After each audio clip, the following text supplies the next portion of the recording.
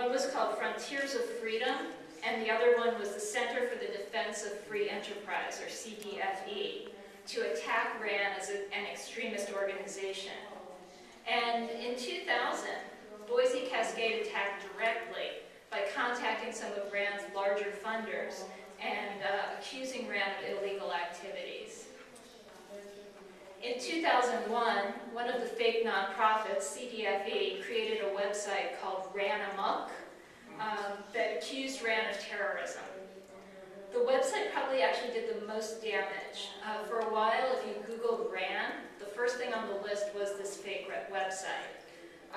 And it resulted in a lot of random harassment, crank calls, and just mountains and mountains of junk mail.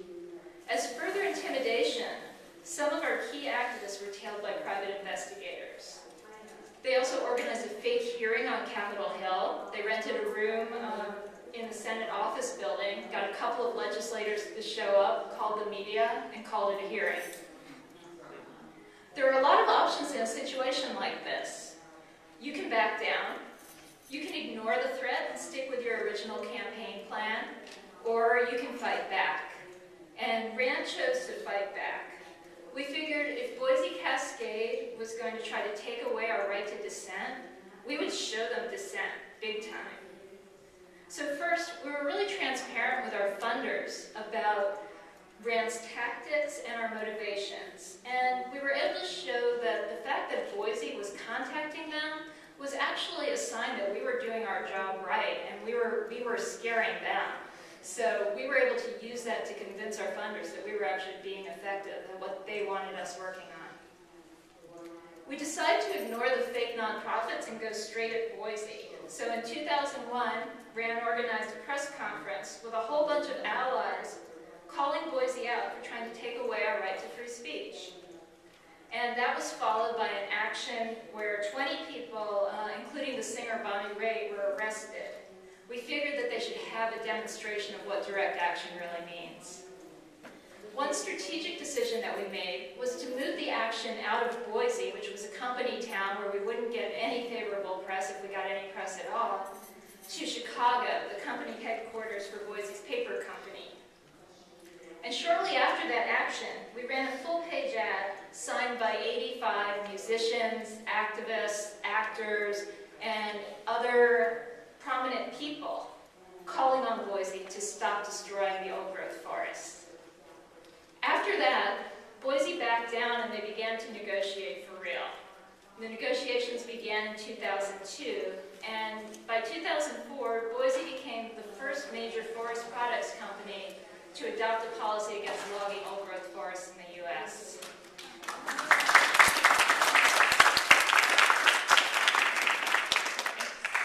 So what did Rainforest Action Network learn from this experience that can help us as animal activists? First of all, when corporations attack, go after them with everything you've got. Don't let them label you as a terrorist for exercising the core rights on which this country was founded. Second of all, get your friends behind you. We need to watch each other's backs and stand up together whenever these tactics are being used. Third, be transparent with funders. Make sure they understand what you do and why, and make sure your books are in order. Fourth, focus on your mission. When challenged, use the media to speak directly to the public and clarify your organization's mission and why your tactics are necessary when dealing with this target. A far more insidious and often more difficult to address strategy was laid out at a cattlemen's conference about 20 years ago and reported by James Levesque. The first part of the strategy is to cultivate the idealists and educate them into becoming, quote, realists. Second, isolate the radicals.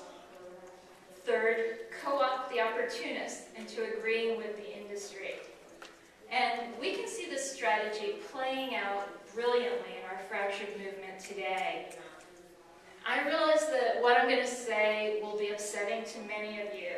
So again, I want to be clear that this is just my opinion, and it's being said with absolutely full respect and admiration for everybody who puts their time and energy into promoting animal rights. Industry officials saw differences over tactics, direct action versus less confrontational approaches, and over strategy.